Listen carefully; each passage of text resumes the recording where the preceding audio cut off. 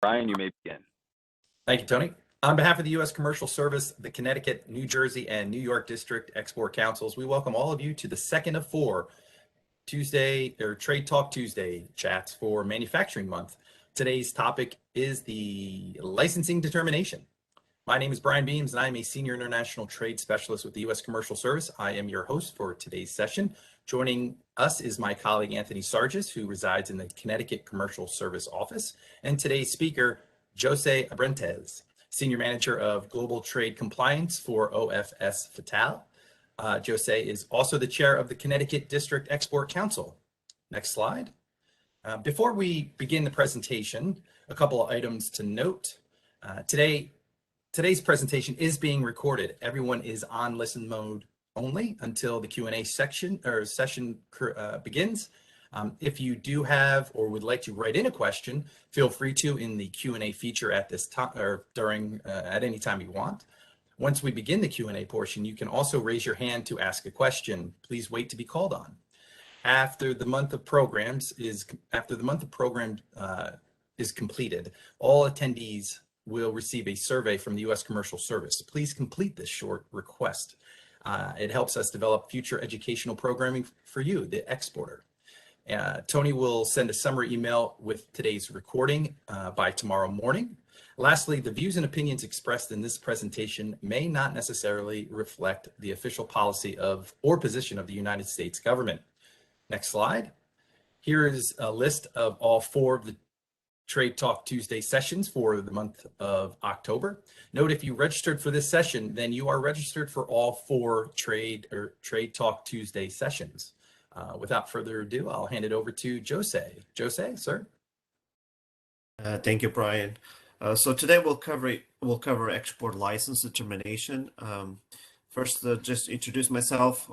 I'm the Senior Manager for Global Trade Compliance for OFS, like Brian said. I've been doing this for over 20 years with different Connecticut export companies. PerkinElmer, Canberra. Canberra is a nuclear radiation detection equipment company. PerkinElmer Life Science analytical instrumentation company, and OFS is an optical fiber company. Always with some commerce and ITAR, so dealing with a lot with the export compliance for my entire career. On today, we're covering a little bit about exports, a lot of information that we're going to cover. I'm going to try to lead you through my thought process for every single transaction to make a license determination and to find out some of the requirements. So the first thing I ask is, for every transaction, is these four questions.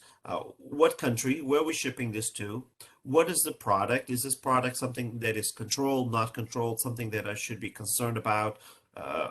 And who the end user is? Who am I sending this to? Is this someone that I know, very familiar with? Is it a new business partner?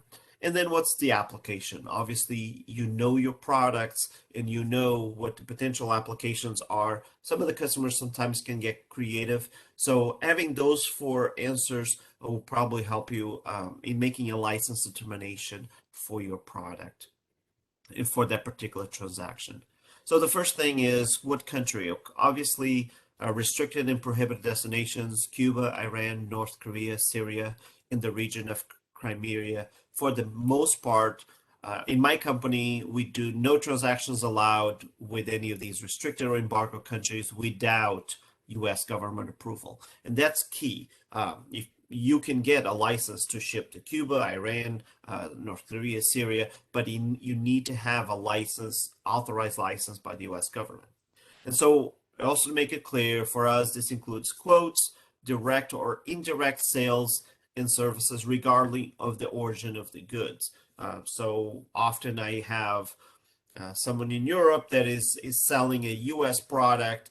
Well, even if it's not shipping from the US, if it's US technology, if it's a US product. So this is kind of the caveat that I put in, that we always require compliance review and authorization by the US government before we do business with any of these regions. Now we need to look at who the customer is. And I'm going through these a little faster because I want to focus on the product and we have a lot to cover. But US government has over 20 lists, different agencies about restricted parties, prohibited parties. And so it is good habit, or it is good procedure to make sure that you have a way of screening your potential customer or supplier against these sanctioned party lists to make sure there's not a potential match. If there is a potential match, you should block the order or purchase order, and you need to review why this particular company is on some kind of bad guy list. Sometimes that's not the limitation, and maybe they are not allowed to have supercomputers, but you are only selling to them a laser, so that's okay. So you need to review and understand why that party is on the bad guy list, where are they restricted to. Not necessarily, it's not a complete prohibition all the time. Sometimes it is. Sometimes there are parties that are listed that you cannot do any kind of business with them. There are a lot of there is a tool now the government has that allows you to do the screening, converting all the lists, but there's also a lot of outside services that will provide you with that. Then talking about the end user, end use again, you need to be watching for red flags. That's really a sign that's saying that something is strange with the transaction. In the EU, did you know, or a reason to know? The US would say know your customer, but it's important for us to look at red flag indicators. Could be the address, customer address similar to one on the party lists, or the customer purchase agent is reluctant to offer information. The product capability does not fit the buyer's business. We had a jewelry store in New Jersey trying to get optical fiber. That was definitely a red flag. So if you have someone asking for 220 voltage, but say that the product's staying in the US.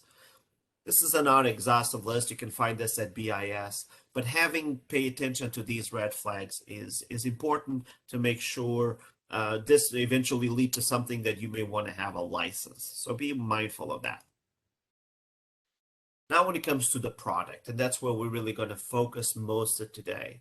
For the most part, products in the US would fall under two major jurisdictions, either the US Department of Commerce or US Department of State. Both control exports of certain items out of the US. So you have in this world, you have military products, and there are clearly defined. We'll go over the list. And you have commercial products on the other hand. Military products, typically you always require an export license. You would always need to have very detailed information, and you also need to control the technical data for that. The commercial product, for me, telecommunication products, commercial products that are typically not controlled, and I don't need to worry much about the technical data. But then they'll have these dual use control items. And these are goods that they may be used for either military application or for commercial application. And so those are some that you probably will need to pay close attention and go through license review for them. So for the ITAR, in International Traffic in Arms Regulations, they have a US munitions list. If your item is clearly identified in one of these categories or the subsets within that category, then your product will fall under the US munitions list, and you are needing an ITAR export license from the US Department of State in order to export anything. Now, you look at some of these categories like our aircraft and equipment, and you're going to look at the list under the commerce side, and you'll see how they control also aerospace and propulsion equipment, navigation, avionics, marine. So there is a little bit of a cross between the two. I mean, if you've seen a helicopter, you've seen a military helicopter, and you've seen a commercial helicopter. They would fall in the two categories. So a military helicopter would be under the ITAR, a commercial helicopter would be in the commerce. But there are some parts of it that kind of go cross over between the two of them. So you want to know, okay, so for me, right now, I do telecommunications. So I typically live in this 5.1 category, but we also do sensors, sensing fiber, and we do lasers. So we also are in this world, and some of our products are specially designed for aerospace. So I'm also into this category here. And this number is important because it is the first number on your ECCN, your export commodity classification number. Then the A, in this case, is defined for systems, equipment, and components. But then you have B for test, inspection, and production equipment, C for material, D for software, and E for technology. So, and this is important because you don't control just the item, but you may also have controls over the material, the test production equipment, the software, and the technology itself.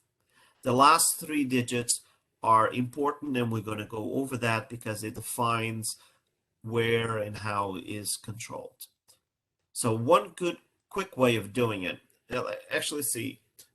one quick way of doing it, the US government allows you to self-classify, right? You can go into the regs and you can classify your item.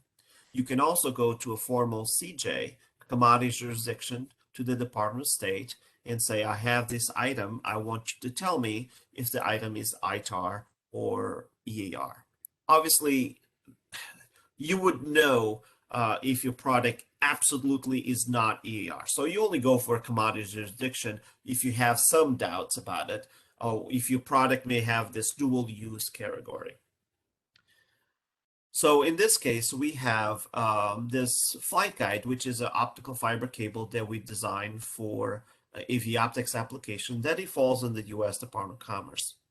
And then if you see that orange here, that is actually the flight guide that was used to make a military cable that would go on a jet. So this is a commercial item, but this particular design, this product has been specially designed or modified to fit a military application. And that is one of the requirements to be ITAR. Now, if your product is the ECCN, is the EAR, you need to obtain a ECCN, like we talk about. And the export commodity classification number determines if a product is controlled and what level of control that product is subject to. It will also help you determine if an export license is required before an item can be exported to a specific country.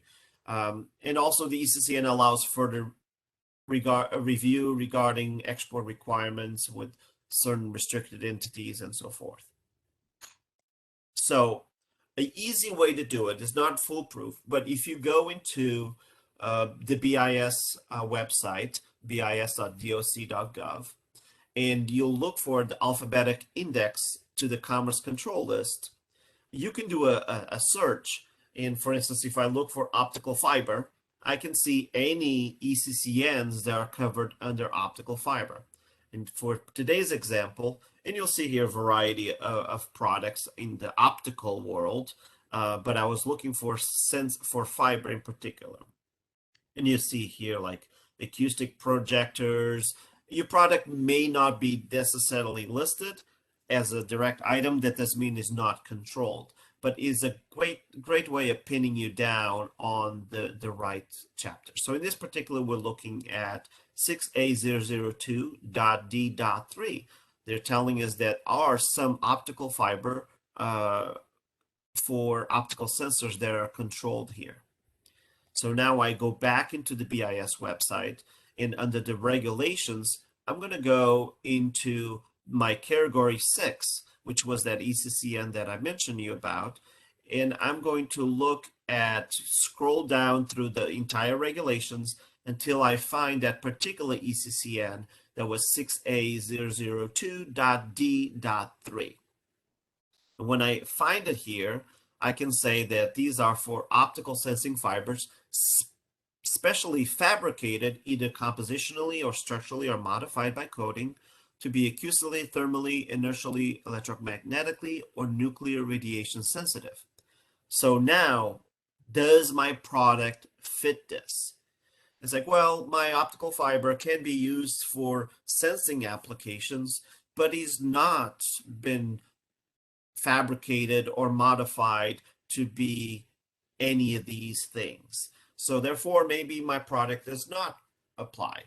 Or maybe it does, but is designed for borehole applications, which excludes the fiber from being controlled.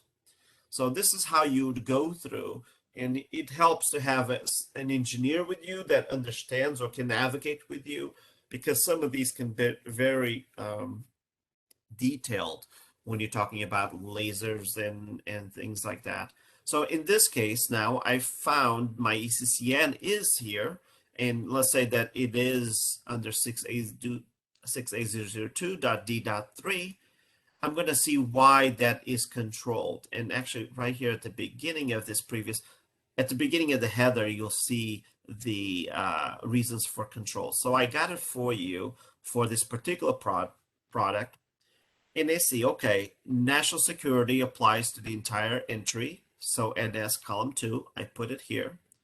Now I see missile technology controls are only applicable to these ECCNs, so it's not mine. And regional stability is only these ECCNs, not mine. And then AT, anti-terrorism controls, are control for all of it. And then also UN doesn't apply. So just because my ECCN falls in here doesn't mean that all these reasons for controls apply. So in this case, for my ECCN, there's only 2 reasons for control. Also, something to note is there's a list of license exceptions that potentially available for you for each ECCN. So now I know that this ECCN is controlled for national security too in AT reasons, anti-terrorism reasons. I go into the commerce country chart at the BIS under the EER, it's supplement number 1 to part 738. And I go down to every country. Well, if I have a specific order for a country, let's say Argentina, and I can see Argentina, well, I was looking for national security 2, and I was looking for anti-terrorism. And even though there's all these X's in Argentina, there's not one for NP2, and there's not one for AT. So I would not need a license to go to Argentina. But let's say that I want to go to Algeria. Well, let me go back. It was NS2, not NP2. I knew. Okay, so NS2 is still the same for Argentina. But let's say if I wanted to go to Algeria, and I see, okay, NS2, I have an X here. I'm still clear on anti-terrorism, but now I have an X on S2. This means I would need a license in order to export that particular product to Argentina based on the ECCN. So this is how everything comes together. So now I can go back and say, okay, this particular ECCN requires a U export license when sold to 165 countries, but it's easier to tell which ones do not require a license. So I can tell my business, this product does not require a license to go to these countries, but anything else it would. So that's kind of how I would go through with the ECCN, finding the ECCN, reviewing if the product qualifies, then look at the reasons for control, and then after the reasons of control, look at the map, at the country chart, and see whether I require an export license for that product or not. And that was kind of quick. I understand that, but there's a lot of other resources that we can provide you on this. But I was wondering if there's any questions at this time. Thank you, Jose. I'd just like to thank everyone as you're typing in questions. I want to thank Jose Abrentes, current chair of the Connecticut District Export Council, for offering his time and sharing his knowledge and experience. We are now, yes, at the Q&A portion. Tony, do we have any questions? Not see any questions now, but let me take another look here. I think there is a question. Okay. Yeah. I actually have We one got- from Carrie. Carrie asks Jose, can you talk about applying for a license? Where do you start? All right, so if you go through that whole process and you know or have reason to believe that your product would require a license, you go to the BIS website, bis.doc.gov, if it's a commerce license.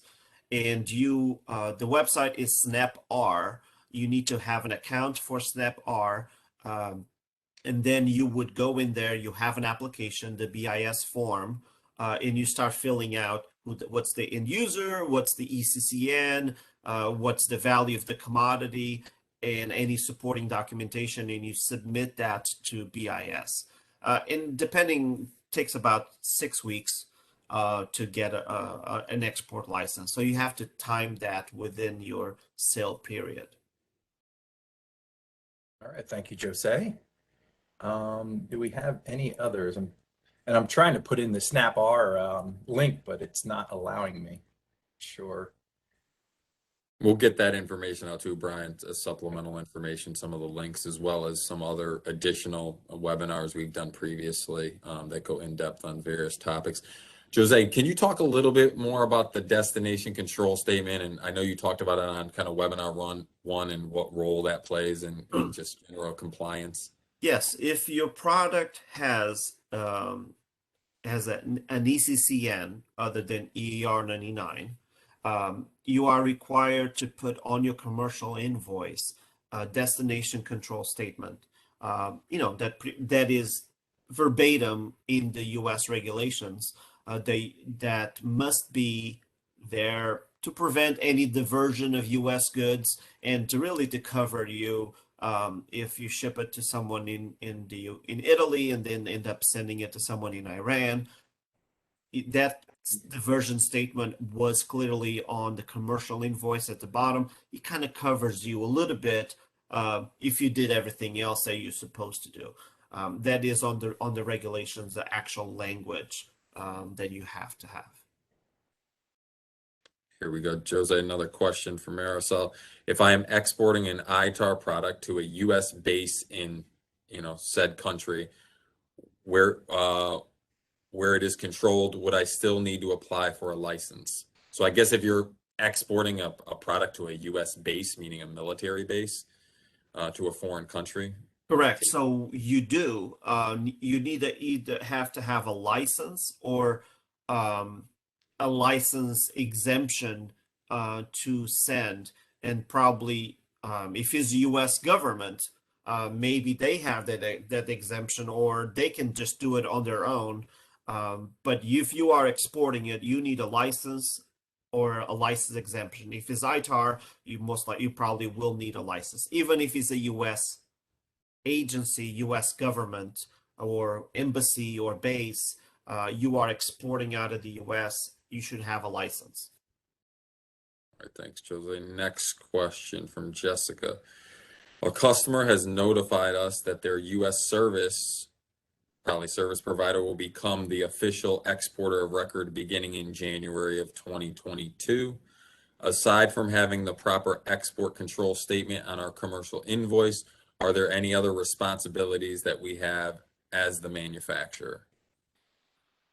So as the manufacturer, you are giving it to another company in the U.S. that then will export that the item, if I understand correctly. Depending on the time frame, how fast that transaction is, you are still in next week. We're going to be talking about filing the AES and the EEI. You are still considered the U.S. PPI, or the U.S. principal party of interest, as far as the export is. So if it's a back-to-back transaction where you are shipping it to them and then exporting it, you may still be on the hook for AES EEI filing, or to make sure that if being a routed transaction, that they'll file and come back to you. So there's something that we'll cover next week that you definitely keep in mind. As far as the export, you are still responsible to knowing where that order is going to, right? you can't just say, well, I'm shipping it to this company in Miami and I wash my hands after that. They are responsible to make sure they don't ship it to Cuba. You can't, the US has this line say you cannot self-blind, right? So you still need to ask for end user information, and you still should have looking at red flags if anything wrong with the transaction. So just because you're having someone that's going to be acting as the exporter, it does not eliminate your responsibilities for license determination, end user and use check, and making sure that the product is going to a proper destination. Thank you, Jose. And Jessica, if you want, we could open up your mic if you want to chime in if we missed your question. The last thing, I guess, Jose, you talk about, you know, the consolidated screening list and different types of softwares that are out there. And I know typically we get a lot of questions on it. Are there any other suggestions for screening software that you could mention or that we could provide as supplemental information? So there's really three main groups. There are, you know, smaller companies that don't want to invest in that. The U.S. government has done a decent job in putting one single site where you can go and screen. I think you probably will provide that. Maybe you can provide that that site where you can do your screening, and they kind of look into all the U.S. lists that they consolidated together. There are other service providers. There are web-based where, you know, someone from customer service will go and screen, and those have some advantages because they keep all the lists combined, not just US, but all the EU, all the Japanese lists.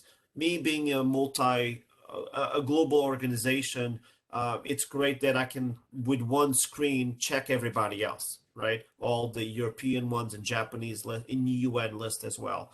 And then there's the third one, the Rolls-Royce, the more expensive, but it's great for compliance, which is the ones that are embedded in your ERP system, SAP, JD Edwards, and it does it automatically in the background. So anytime you create a new customer, that screens. So there's all different sizes and different costs, and there's plus and minuses in all of them, but there's really the three different methods that are out there. Not screening, though, is not an option. So the US does not mandate screening in the regulations, but they make sure they ask you not to sell to anyone that you shouldn't. And how you do that? By screening is the only way to do it. So even though it's not mandatory, you're going to just be lucky if you go through entire without having someone that once in a while is on that list. All right, Jose, thank you so much. Again, this is our Trade Talk Tuesday series, 20 minutes of a lot of information that we're throwing at you, and then about 10 minutes of Q&A. So we're coming up at the half-hour mark. What we will do, as we did last time, is we're going to send a plethora of supplemental information. I believe we have around 25 hours of export compliance-related webinars, free webinar links that we'll send you on ITAR, EAR, and all different types of topics related to this that you could, you know, take in a deeper dive. And as always, if you have any other questions, please don't hesitate to reach out to us. But thank you, Jose and Brian, for today's presentation, and we'll talk to everyone again next Tuesday. Thank you.